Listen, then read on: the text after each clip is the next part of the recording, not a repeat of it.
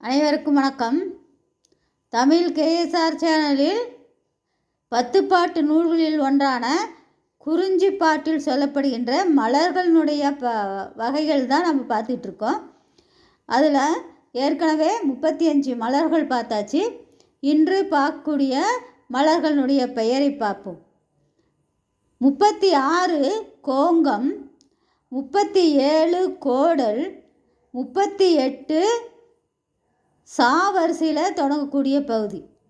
சாவரிசையில் தொடங்கக்கூடிய 38வது மலராக சண்பகம், 39 சிந்து, 40 சுள்ளி மலா, 41 சூரல், 42 செங்கோடு, 43 செம்மல், 44 செருந்தி, 45 செருவிலை, 46 சேடல். இது சாவரிசையில் சொல்லப்படுகின்ற மலர்.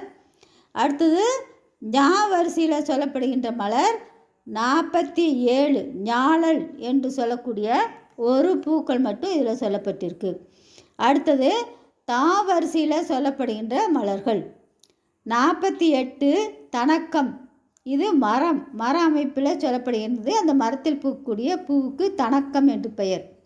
49 தளவம், 50வது மலர் முள் தாமரை, 51 தாழை மலர், 52 திலகம், 53 தில்லை மலர் என்று சொல்லக்கூடிய பகுதி.